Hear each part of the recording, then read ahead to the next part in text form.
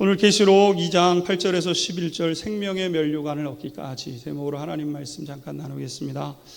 예수님께서 세우기를 원하셨던 교회는 완전하지만 이 지상에 있는 각 지역에 있는 교회는 지역의 특성에 따라 교회의 형편이 다 다르고 다른 모습으로 존재하게 됩니다. 어떤 교회는 그 지역의 좋은 특성 때문에 잘 뿌리를 내리고 성장하는 그러한 교회가 있는가 하면, 또 어떤 지역은 그 지역의 사람들이 너무나도 완고해서 뿌리를 내리고 싶어도 뿌리를 내리지 못하고 열매 맺을만 하면 열매가 떨어지고 이러한 아픔 가운데 있는 교회들도 있고, 그래서 정말 내 신앙 지키기도 어려운, 다른 누군가의 신앙을 돌보고 다른 누군가와 함께 믿음의 이 놀라운 축복을 누리기 어려울 만큼 나 혼자의 믿음을 지켜가기도 어려운 그러한 교회의 모습이 있을 수도 있습니다. 물론 예수님께서 이 땅에 세우시기를 원하셔서 베드로의 고백 위에, 내 반석 위에 내 교회를 세우겠다고 하셨던 주님의 교회는 천국을 경험할 수 있는 그러한 교회인 것이죠. 그러나 그 구성원들이 있는 그 지역의 특성에 따라서 정말 아름답고 풍성한 결실을 맺는 교회가 있는가 하면, 척박한 환경으로 인해서 그렇게 되지 못함으로 안타까워하고 애타하는 그런 교회도 있기 마련인 것이죠. 이런 의미에서 좋은 대조를 보이는 두 교회가 성경에 기록이 되어 있습니다. 계시록 2장 우리가 잘 아는 것처럼 소아시아 7개 교회에게 편지하라고 말씀하신 주님의 명령을 쫓아 사도 요한이 환상 가운데 이제 보고 편지를 기록하게 되죠. 1차적으로는 소아시아의 7개 교회에게 회람되면서 읽혀지도록 그렇게 이제 편지가 기록되어졌죠. 그 첫 번째 나오는 교회는 어떤 교회냐면 에베소 교회였고, 두 번째 그 등장하는 교회가 우리가 읽은 본문의 서머나 교회라고 할 수 있습니다. 먼저 에베소 교회는 시작부터 쟁쟁한 주의 종들이 거쳐간 교회라고 할 수 있습니다. 에베소 교회는요, 그 유명한 사도 바울이 개척을 하셨습니다.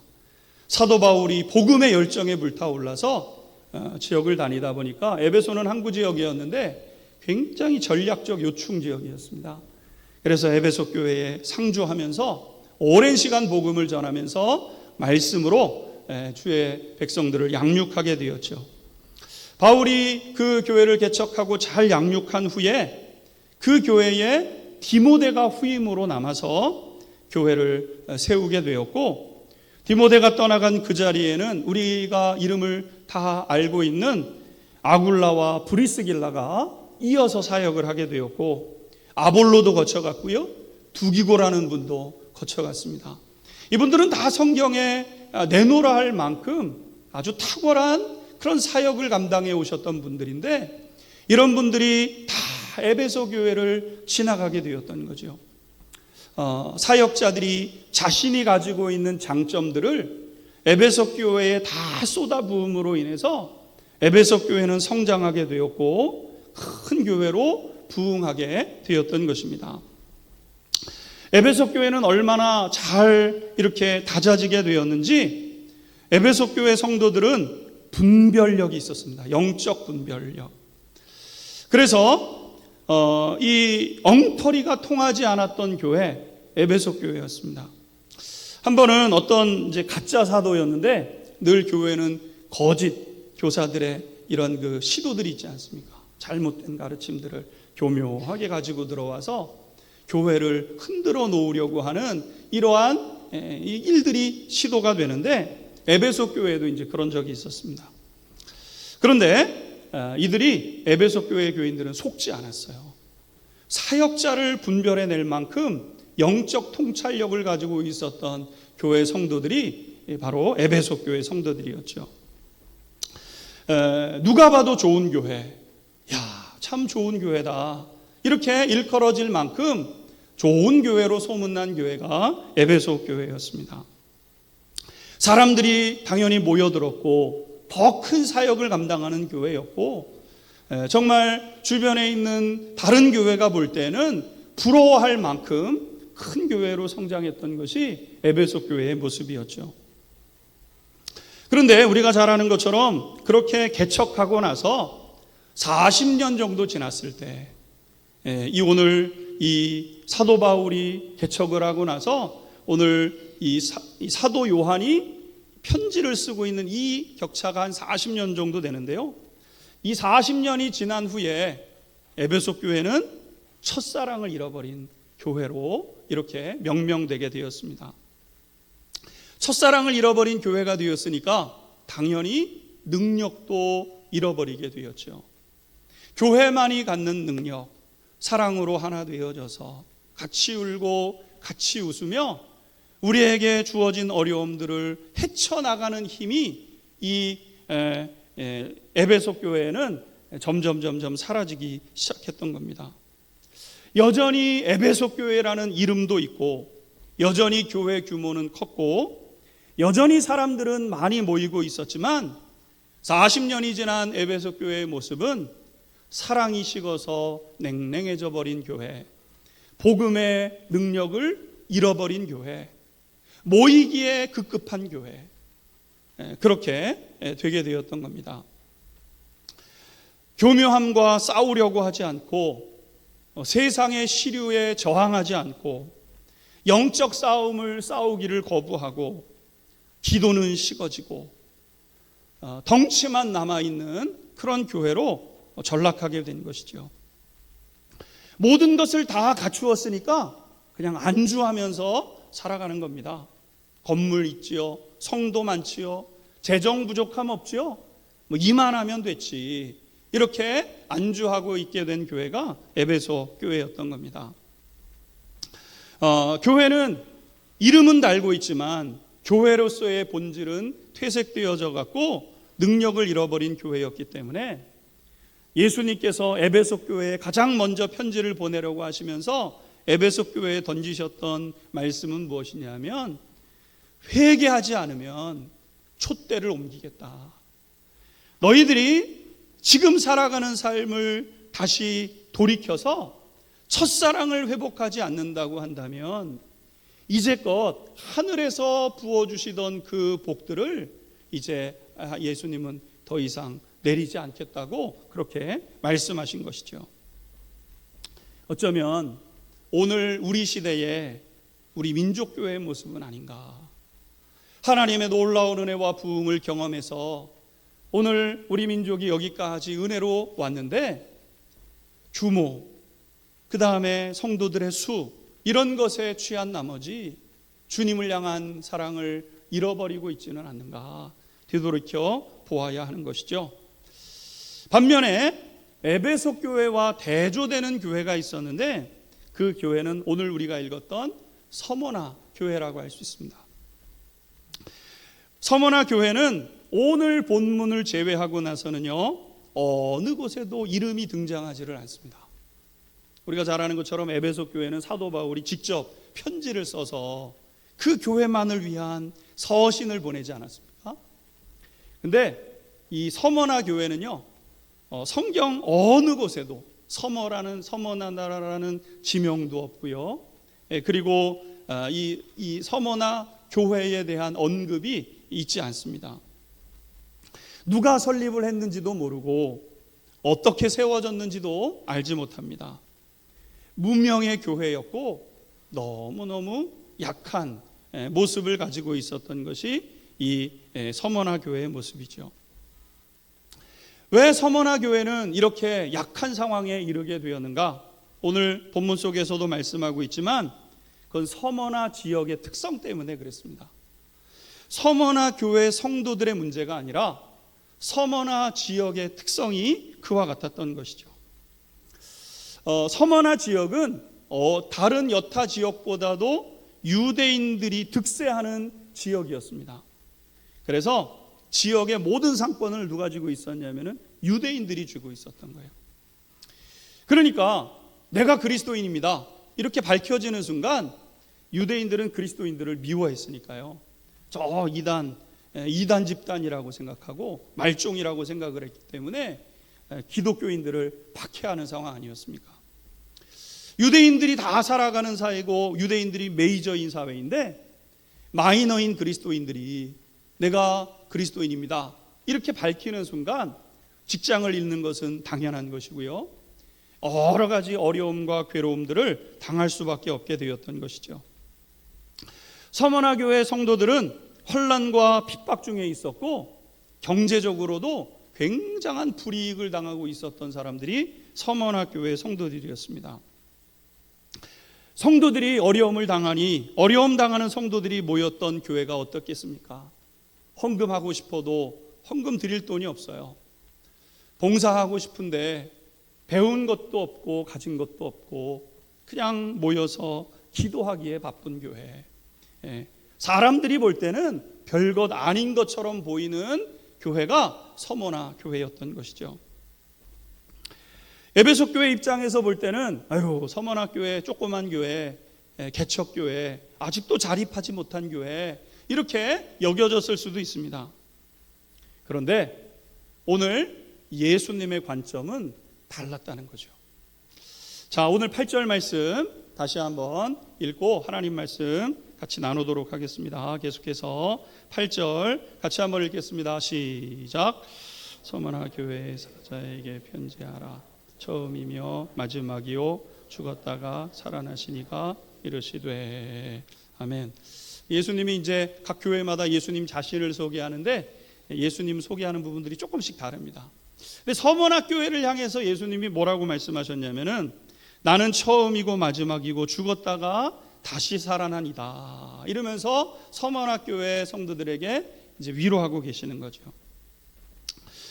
오늘 첫 번째 우리가 이 말씀을 통해서 영적인 교훈을 얻게 됩니다. 첫 번째는 뭐냐면 사람의 눈으로 볼 때 갖춘 것이 없고 볼품 없어 보이는 교회였지만 우리 주님께서는 주목하고 계셨고 외면하지도 부끄러워하지도 않으셨다는 거예요. 저 조그만 교회, 모여서 별로 하는 것도 없는 교회, 그냥 모이면 맨날 울고 있는 교회, 이렇게 하시지 않으셨다는 거예요. 오늘 예수님은 그 교회도 찾아가셔서 서머나 교회 성도들아, 나는 처음이고 마지막이란다. 내가 죽었다가 다시 살아났던 것 기억하고 있지? 이렇게 서머나 교회 성도들에게 말씀하고 있는 것이죠. 예수님께서는 예수님의 피로 값주고 사신 교회 하나하나를 귀하게 여기십니다. 크든 작든 큰 일을 하든 그렇지 못하든 사람들의 눈으로 볼 때는 크다 작다 많다 적다를 얘기하지만 예수님의 눈으로 볼 때는 큰 교회도 교회고 작은 교회도 작은 교회고 다 주님의 교회이기에 주님이 찾아가신다는 거예요. 그리고 바로 그 교회에 속한 하나님의 백성들 한 사람 한 사람을 귀하게 여기시는 분이 우리 예수님이신 줄로 믿습니다. 우리 행복한 교회 성도님들 하나님 앞에 한없이 귀중한 분들이에요. 정말 너무너무 소중한 분들. 아마 모르긴 몰라도 우리 박영준 목사님이 한 분 한 분 업어주고 싶을 만큼, 그죠 목사님? 목사는 그렇습니다. 성도님들이 너무 예뻐요. 너무 예쁩니다. 정말 안 업고 업어달라 그러면 업어주고 싶을 만큼. 주님은 어떠하시겠어요? 피 흘려 싸워가면서 그 세상에서 힘든데 주님 앞에 나와서 울고 있다 하더라도 주님 얼마나 예뻐하십니까? 가난하고 억눌리고 괴로움을 당해도 어쩌면 사회에서 근근히 살아서 세상 사람들은 무시하는 사람인 것처럼 보여져도 주님은 그런 성도들 한 사람 한 사람 보고 계시고, 그래 너네 어렵지. 왜? 토양이 그러니까요. 토양이. 서머나 지역이 그런데 어떻게? 내 능력이 무능한 것도 아니고 지역적인 사람. 근데 하나님이 하필 나를 그 서머나 지역에 두신 거예요. 고난을 다 당하면서도 주님을 바라보고 주님 앞에 있는 거죠. 주님은 오늘도 우리 한 사람 한 사람을 보고 계시고, 그리고 다가오고 계시고, 그리고 도와주시기를 기뻐하시는 분이 우리 예수님이신 줄로 믿습니다. 할렐루야. 오늘 두 번째 보게 되면은 주님은 서머나 교회에게 자신을 소개하셨는데, 처음이며 마지막이요 죽었다가 다시 살아난 분으로 본인을, 예수님을 소개하고 계십니다. 이 말의 뜻은 무엇이냐면, 이 세상의 모든 것이 하나님이 지으신 피조물에 불과하다는 것을 말씀해요. 처음이요 마지막이다. 처음에 아무것도 없었잖아요. 마지막에도 아무것도 없게 되는 것 아니겠습니까? 예수님은 처음이고 이 세상에 존재하는 모든 것들을 창조하신 창조의 하나님이시고, 이 땅에 다시 오시게 되면은 이 땅의 모든 것들의 종말을 구하시고 영원한 세계로, 영적인 세계로 인도해 가시는 분이시죠. 여러분, 이 세상의 모든 것 내가 지은 거야. 그거 기억해야 돼. 지금 예수님께서 서머나 교인들에게 말씀하고 있는 거예요. 여러분, 이 세상의 모든 것의 주권자는 하나님이시죠. 이 세상을 하나님께서 다스리시고 통치하고 계시는 줄로 믿습니다. 유대인들이 득세하고 있어요. 그래도 여러분, 주님이 통치하고 계시는 거예요. 유대인들이 득세를 해서 그리스도인들을 박해하고 그리스도인들에게 어려움을 주면서 하나님 나의 하나님 어디 계십니까? 하나님 그들과 함께하고 계시는 거예요. 나는 처음이야 마지막이야. 그러니까 그것을 기억하고 있어야 돼. 힘들지? 그래도 걱정하지 마. 처음이요 마지막인 나를 기억하고 있어. 내가 너희들을 놓지 않고 있단다. 주님께서 말씀하고 계시는 거죠. 제 아무리 힘세고 능력이 많아도 다 하나님의 주권과 통치 아래 있다는 거예요. 하나님은 서머나 성도들에게 내가 주권자란다 이렇게 말씀해 주고 계시는 거예요. 그리고 이 주님의 이 말씀이 그들에게 위로가 됩니다. 그렇지, 주님이 계시지, 우리 하나님이 계시지, 하나님 살아계시지. 이런 억울한 일을 당하면서 신앙 지키려고 한 것뿐인데 너무너무 괴로움과 고난이 많아요. 그래도 하나님 살아계시니까 언젠가는 하나님이 보상해 주시고 갚아 주실 것을 믿지. 그러면서 믿음의 여정을 걸어가는 거예요. 사랑하는 우리 행복한 교회 성도 여러분, 우리 하나님 살아계시는 줄 믿습니다. 우리를 그냥 내버려 두지 않으세요. 슬픔과 고통 그냥 내버려 두지 않으세요. 동시에 주님께서는 작고 약한 서머나 교회의 고통에 대해서 낱낱이 알고 계셨습니다. 9절 말씀을 보시게 되면 이렇습니다. 9절 같이 읽도록 하겠습니다. 9절 말씀 함께 읽겠습니다. 시작. 내가 내 환난과 궁핍을 알거니와 실상은 내가 부요한 자니라. 자칭 유대인이라 하는 자들의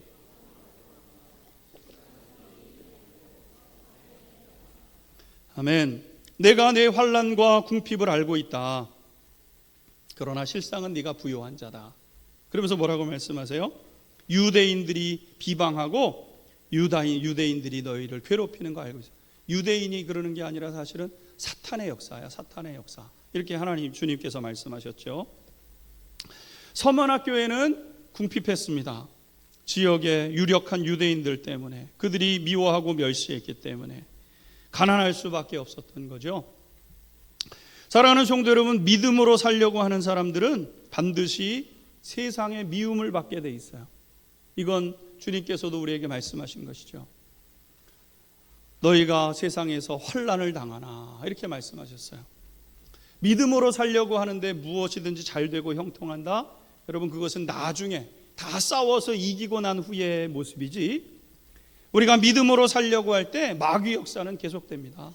신앙 잘하지 못하도록, 대충 믿도록, 그래 그냥 교회만 그냥 겨우겨우 다녀, 그렇게 마귀는 역사하는 것 아니겠습니까? 믿음으로 살려고 하면 할수록 세상은 우리를 괴롭히고 곤고하게 하죠. 하나님은 서머나 교회 성도들과 그 구성원들의 고통을 잘 알고 계셨습니다. 그들의 가난함, 그들의 억울함, 그들의 괴로움, 그들의 막막함, 그러기에 주님께서 도와주실 것이고 하나님의 능력의 손으로 붙잡아 주시는 것이죠. 그런데 오늘 예수님께서 뭐라고 말씀하셨냐면은 그 성도들을 향하여 그런데 실상은 너희가 부요한 자다 이렇게 말씀하셨어요. 그러니까 지금 서머나 교회 성도들은요 경제적으로는 가난했습니다. 일 못하니까. 그런데 주님이 보실 때는 정말 부요로운 사람이었다는 거예요. 사람의 눈으로 볼 때 지갑에 돈이 없다고 가난했지 주님 보시기엔 부자였던 거예요. 여러분 반대도 있습니다. 지갑에 돈은 많은데 가난한 사람도 있어요. 하나님 앞에. 하나님이 보시는 거랑 사람이 보는 것은 다릅니다. 그래서 하나님 앞에 섰을 때 받는 상급이 달라지는 거예요. 우리가 잘 아는 것처럼 부자와 거지 나사로를 알지 않습니까? 부자는 이 세상에서 떵떵거렸어요. 그러나 여러분 그 사람의 이름은 기억도 되지 않고 저 지옥의 불구덩이에 있는 그런 존재 아니었습니까? 나사로는요 너무너무 가난했습니다. 빌어먹을 만큼 가난했습니다. 근데 하나님이 누구를 기억하십니까? 나사로를 기억하시는 거예요. 아브라함의 품에 누가 안겨 있습니까? 가난했던 나사로가 안겨져 있는 거예요.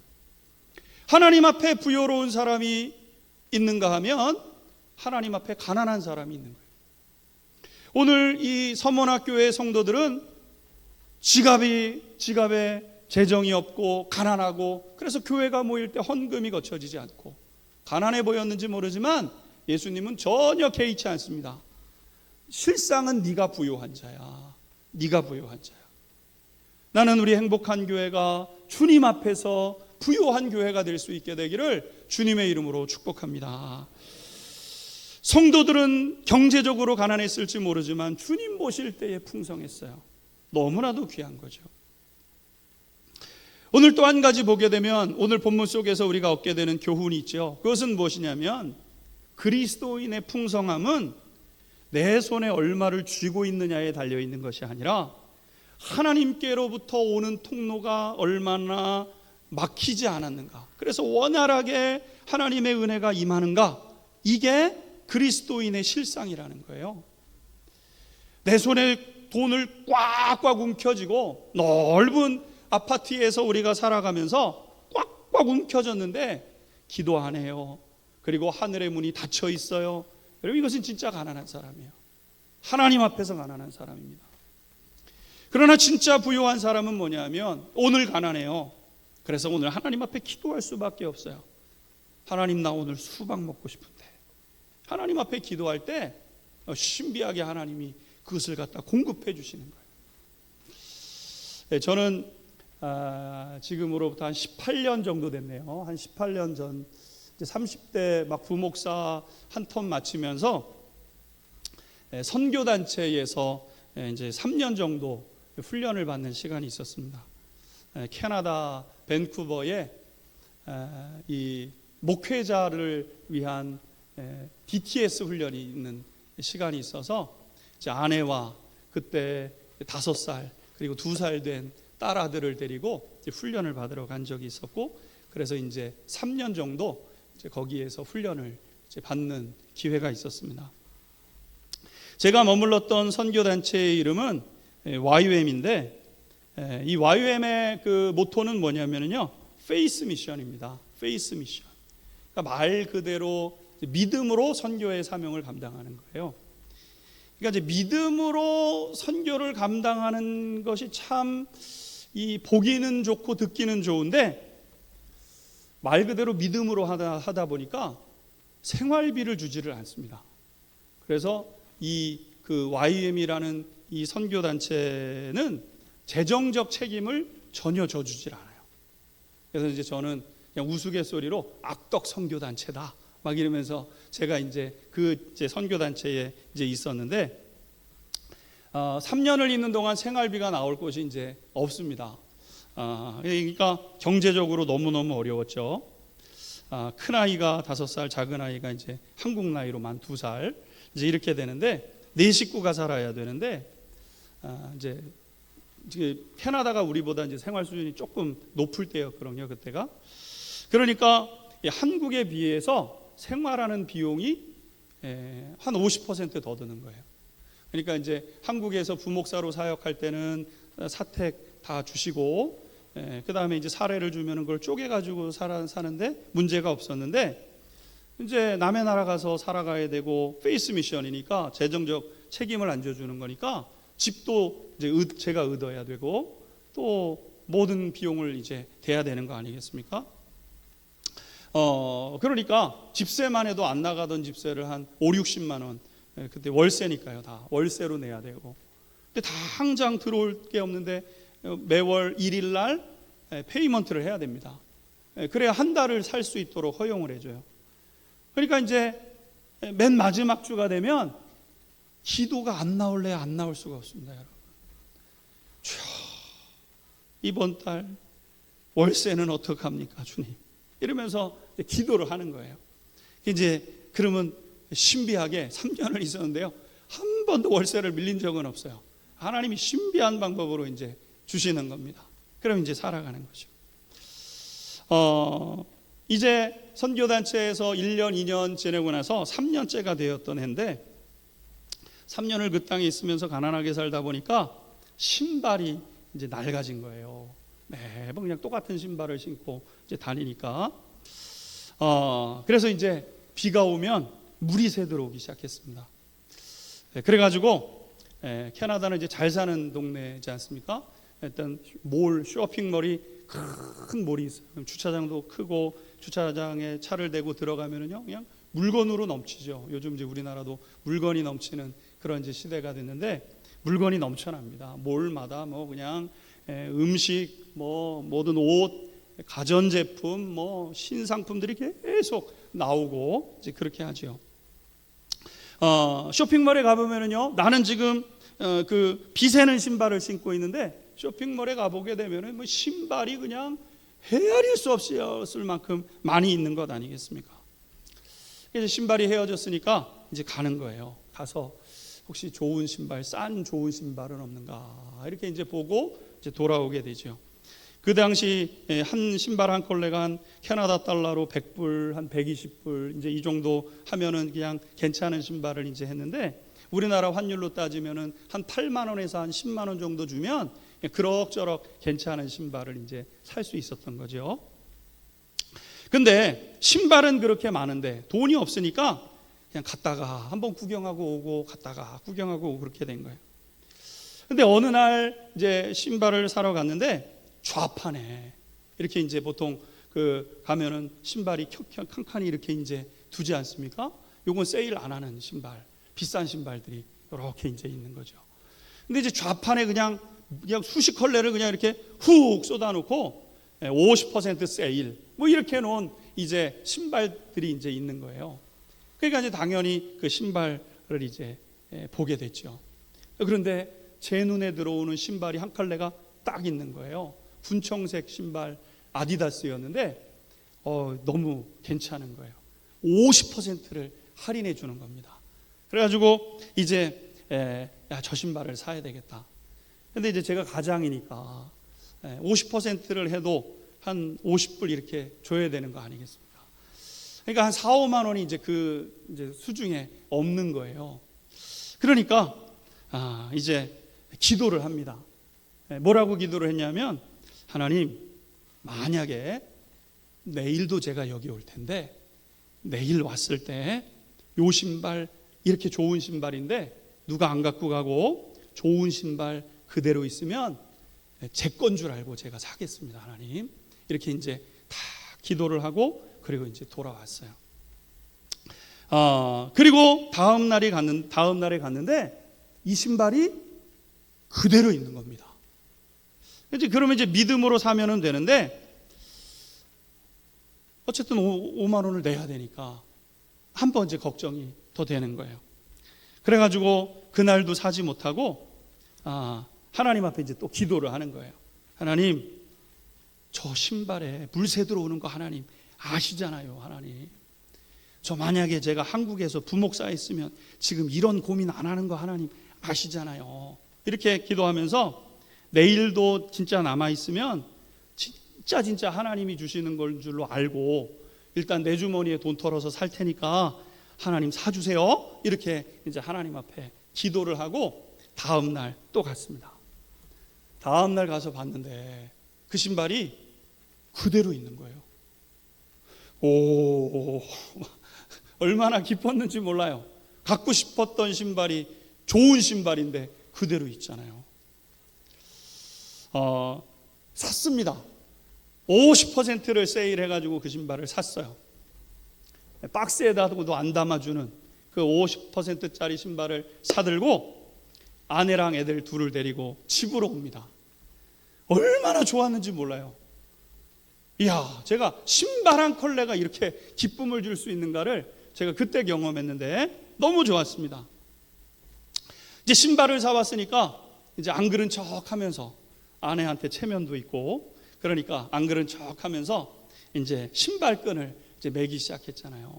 그래서 신발끈을 이제 하나하나 이렇게 매다가 가만히 이렇게 보니까 그 신발 깔창에 뭐 아디다스 어쩌고저쩌고 해놓고 for woman 이렇게 돼 있는 거예요. 이 신발은 누구를 위한 신발이냐면 여자를 위한 신발이었던 거예요. 그러니까 여자 건데 남자 발 사이즈니까 제 발은 남자 발이잖아요. 여자 발은 더 작잖아요. 그러니까 사람들은 그걸 안 사간 거죠. 큰 신발이니까. 안 팔릴 수밖에 없는 신발인데 야 하나님 저를 위해서 이렇게 남겨주셨군요 막 이러면서 하나님 앞에 막 감사하면서 이제 사왔어요. 그런데 여러분 그래도 얼마나 좋았는지 몰라요. for woman이어도 여자를 위한 신발이든 상관없어요. 내 발에만 맞으면 되죠 뭐. 그리고 그냥 신고 다니는데 지장이 없어요. 너무너무 기뻤어요. 그날 신발끈을 매고요 그 신발을 제 생전 처음으로 제 머리맡에 두고 30대 중반인데 그 나이가 뭐 7, 8살 때도 아니고 30대 중반인 그 나이에 그 신발을 머리맡에 두고 내일부터는 비 안 새는 신발을 드디어 신는구나 이러면서 잠자리에 들었던 기억이 있습니다. 그런데 하나님의 공급하심을 생각하고 또 하나님의 공급하심을 경험하면서 살아가던 그때가 지금 생각해도 마음이 설렙니다. 지금은 신발 걱정 안 하죠. 뭐 성도님들이 무슨 일 있으시면은 구두 사세요 하고 티켓도 갖다 주시고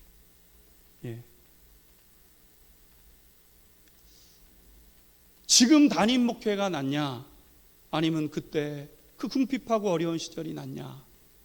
만약에 누군가가 저한테 물어본다고 한다면 물론 지금도 굉장히 행복하게 목회하고 있어요. 안양중학교에서 우리 장로님들이 굉장히 적극적으로 도와주시고 또 안양중학교의 성도님들도 행복한 교회 성도님들 못지않게 좋은 분들이에요. 우리 행복한 교회 성도님들만 좋은 분이 아닙니다. 저희 안양중학교의 성도님들도 굉장히 좋아요. 그래서 지금 행복해요. 근데 정말 둘 중에 하나만 선택해야 된다고 하고 어느 때가 좋았냐고 말씀하면 저는 그때가 더 좋았어요. 왜냐하면 그때는 진짜 눈물이 있었어요. 주님을 향한 눈물. 주님 아시지요? 주님 아시죠? 그 주님만 붙잡는 거예요. 주님을 향한 고백이 있었어요. 주님 감사합니다. 작은 것 하나에도. 여러분 정말 신비한 게 뭔지 아세요? 제가 주님의 은혜를 경험하면서 그냥 어느 날 뭐가 먹고 싶은 게 있어요. 그럼 주님께 주님 캐나다까지 왔는데 체리 한번 원 없이 먹었으면 좋겠네요. 그럼 놀랍게 며칠 지나지 않아서 어떤 간사님이 집에 온다고 하면서 체리 사들고 오는 일들이 많았어요. 주님의 손길을 경험하는 시간. 내 주머니에는 돈 분명히 없었는데 먹고 싶다 그러면 먹을 것 주시고 뭐 필요하다 그러면 신비한 방법으로 공급해 주시는 주님의 그 은혜들을 경험했던 것 아니겠습니까? 이것이야말로 하나님의 백성들만이 누리는 기쁨이고 하나님 하늘의 은혜를 경험하는 사람들이 누리는 복이 아니겠습니까? 나는 우리 행복한 교회 성도님들이 이런 복을 누릴 수 있기를 주님의 이름으로 축복합니다. 마찬가지로 이 서문학교의 성도들은 경제적으로 사회적으로 너무 어려웠지만 기도할 때 땅에 안개가 적시는 것과 같은 하나님의 은혜가 임하는 거예요. 이렇게 그러니까 비가 오지 않아도 어떤 일이 있으면은 그 땅에서 올라오는 그 안개가 모든 식물들을 싹 적셔 주어서 생기를 얻고 자라나는 것처럼 하나님의 은혜를 구하며 겸손히 하나님 앞에 설 때 하나님이 도와주시고 하나님이 만져주시고 하나님이 만나주시는 것을 경험하게 되었던 거죠. 그러니까 주님이 오늘 서문학교회를 향해서 뭐라고 말씀하십니까? 실상은 네가 부유한 자다. 그지? 너 부유한 자야. 주머니에 돈 없는데요? 그래, 그래도 너 부유한 자야. 왜? 주님이 서문학교회 성도들의 기도에 귀를 기울이고 계십니까? 어려운 이들이 서로 돕고 그들과 함께 기도하고, 여러분 그렇게 이 부요함 속에서 생명력이 넘쳐나기 시작하는 거예요. 모이면 고마운 거예요. 만나기 싫은 사람이 아니라 만나고 싶은 사람인 거예요. 누가 무슨 문제를 가지고 이야기하면 그래 힘들었겠네 손잡아주고 기도하는 권사님이 계시고요, 무슨 일이 있으면 그래 같이 눈물을 흘려주는 분이 계시는 거예요. 여러분 그것이야말로 이 세상을 살아가는 힘이 되고 능력이 되는 것 아니겠습니까? 오늘날 우리가 끝까지 지향해 가야 할 교회의 모습은 에베소 교회의 모습이 아닙니다. 서문학교의 모습이지. 교회의 부요함은 건물의 크기나 교세나 재정의 넉넉함에 있지 않습니다. 부요한 교회, 자랑할 게 없어가지고 교회 건물의 크기를 자랑하고 우리 교회가 몇 명 모이는지 아냐고 사람들의 숫자를 얘기하지만 주님의 관심은 거기에 있지 않아요. 주님의 관심은 주님 앞에 얼마나 엎드리느냐에 있지. 주님 아니면 안 됩니다. 간절한 마음으로 그렇게 주님을 찾는 사람들의 숫자에 있는 것이지, 허수, 사람들은 많되 마치 따르는 무리는 많았지만 나중에 되면 뭐예요? 다 예수를 십자가에 못 박으라고 얘기해요. 남는 사람 누구? 12명의 제자. 12명의 제자들도 다 도망쳐요. 나중에 예수님이 그 부활하시고 나서 그들이 회개하고 돌아왔으니까 망정이죠.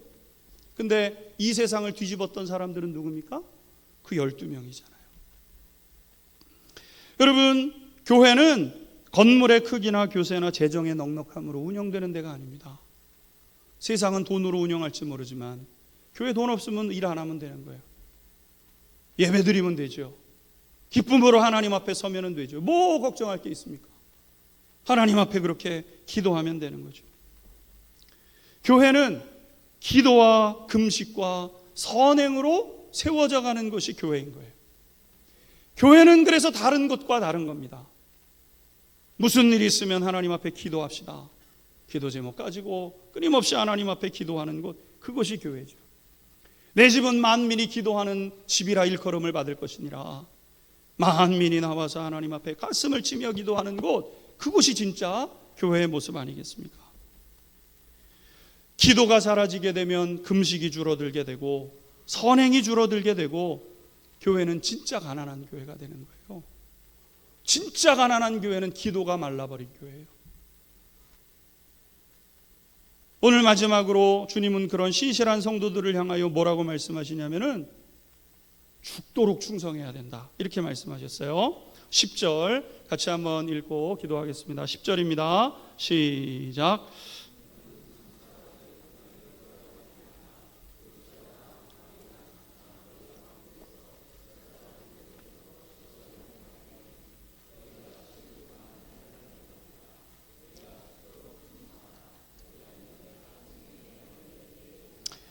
아멘. 내가 10일 동안 환난을 받으리라. 내가 죽도록 충성하라. 그리하면 내가 생명의 관을 내게 주리라. 주님은 이렇게 신실한 서문화교회 성도들을 칭찬하시면서 당부하십니다. 끝까지 충성됨 지켜야 돼. 그것이 충성이죠. 끝까지 지키는 것, 이게 충성입니다. 9번까지 잘 참고 돌아서면 그건 충성됨이 아니에요. 끝까지, 마지막 순간까지 끝을 지켜내는 사람이 충성된 사람인 것이죠. 죽도록 충성하라는 이 말씀 속에는 고난을 인간적인 방법으로 넘어갈 생각하지 말라는 말씀이에요. 죽으면 죽으리라는 각오로 통과해내라고 말씀하시는 거예요. 인간적인 방법으로 헤쳐나가지 않고, 그리고 인간적인 방법으로 헤치면 잠깐 해결되죠. 영원한 복이 되지 않습니다. 진짜 복이 되려면요, 끝까지 견디고 끝까지 이겨내야 되는 거예요. 충성이라는 것은 내가 쉽게 할 수 있고 좋아할 수 있을 일만 하는 것이 충성이 아닙니다. 취사선택이 아니에요. 충성된 종은 저는 이 일 하고 싶은데요, 난 그 일은 안 할 거예요. 이거는 충성된 종이 아니에요. 오늘은 밭일 했는데 내일은 가서 논일 좀 해. 이 논에 들어가면 거물이도 있고 일하기 싫은데, 이거는 충성됨이 아닙니다. 밭일 하다가 논일해. 그럼 논일 하는 거고, 논일 그만두고 가서 양 좀 데리고 와. 그럼 가서 양을 데리고 오는 그것이 충성됨 아니겠습니까? 심지어는 하기 싫고 내가 못하는 일이라 할지라도 주인이 말씀하시면 주인을 믿고 하는 게 충성된 종의 특징인 것이죠. 나는 못해요. 저는 늘 그걸 고백하는데 제가 못하는 게 참 많습니다. 하나님, 참 저 부족한 거 많은 거 아시잖아요, 하나님. 근데 하나님이 하라고 하시는 때가 있어요. 그럼 그냥 하는 겁니다. 하나님이 알고 시킨 거니까, 성과 내라고 시킨 건 아닐 테니까 그냥 그 자리를 지키고 그걸 그냥 하는 거예요. 얼굴이 울그락불그락하고 창피스럽기도 하고 괜히 했다 막 이런 마음도 들고 그러는데, 여러분 그냥 하는 거예요. 왜냐하면 저는 그게 충성됨이라고 믿습니다. 다른 건 못해도, 능력이 많지 못해서 다른 건 잘 못해도 내 충성만큼은 지켜가야 되겠다. 충성됨인 것이죠. 그렇게 주님을 죽을 각오로 충성하다가 실제로 죽는 사람도 있어요. 그래도 그거 지켜가는 거죠. 그것이 충성됨 아니겠습니까? 이렇게 충성된 사람에게 주시는 하나님의 상급이 뭐냐면은 생명의 면류관이라고 그랬어요. 생명의 면류관. 생명을 얻고자 하면 충성을 다하라는 거죠. 천국문에 누가 들어갑니까? 충성을 다한 사람들. 우리가 유명한 그 예화, 제가 부흥 강사님한테 어렸을 때 들었던 로마 박해가 막 왔을 때 그리스도인들을 박해하잖아요. 얼음구덩이를 파놓고 1번부터 10번까지 다 집어넣는 거예요. 물속에서 얼어 죽기 시작합니다. 발발발발발발 떨고 춥고 이가 달달달달달 떨리고 언제든지 나와라. 그리스도인이 아니기를 결정하는 사람들은 언제나 나와라 얘기를 합니다. 10명이 덜덜덜덜덜덜덜 떨면서 지켜요. 견디다 한 명이 뛰쳐나갑니다. 근데 여러분 우리가 알잖아요. 하늘에서 생명의 면류관을 가지고 내려오던 천사가 한 사람이 뛰쳐나가니까 천사가 다시 올라가더라는 거죠. 그러니까 지키고 있던 병사가 그럼 내가 들어가겠다. 그리고 그 안에 들어가 가지고 그 주님을 향한 사랑과 충성을 지키는 것 아니겠습니까? 예수님도 이 말씀하셨습니다. 마태복음 10장 39절 말씀인데요. 혹시 화면 제가 같이 한번 한 목소리로 읽어보겠습니다. 시작.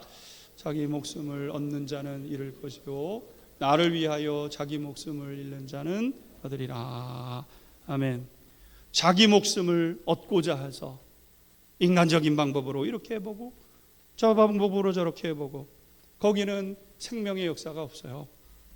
주님을 위해서 목숨을 잃기로 다짐하고 주님을 지켜가고 주님을 따라가는 그 사람에게 생명의 면류관, 생명 주시는 하나님의 역사가 있게 되는 것이죠.